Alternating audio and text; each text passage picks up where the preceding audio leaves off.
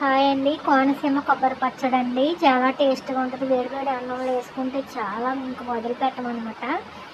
ముందుగా కొబ్బరి తురుము గిన్నెలో పెట్టుకోవాలండి. ఆ తర్వాత ఎండుమిర్చి, శనగపప్పు, మినపప్పు, వెల్లుల్లిపాయలు వేసి మిశ్రమాన్ని వేయించుకోవాలండి పచ్చివాసన లేకుండా.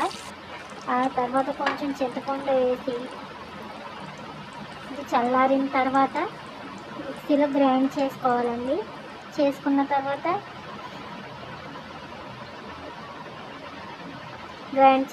తర్వాత కొంచెం ఆయిల్ పోసుకొని అందులో మినపప్పు, శనగపప్పు, ఆవాలు, ఇంకా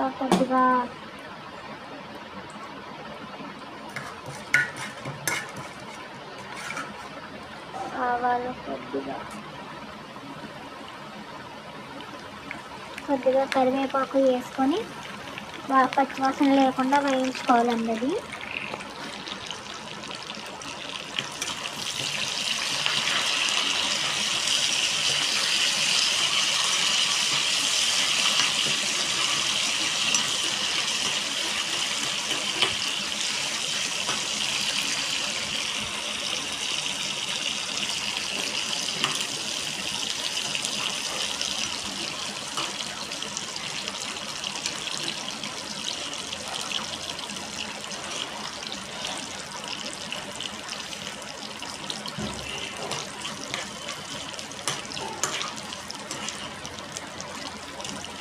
ఆ పోపు బాగా వేగిన తర్వాత మిక్సీలో గ్రైండ్ చేసి పెట్టుకున్న మిశ్రమం కొబ్బరి చట్నీ మొత్తం పోపులో వేసేసుకోవడం. అంటే ఎంతో రుచికరమైన కొబ్బరి చట్నీ రెడీ.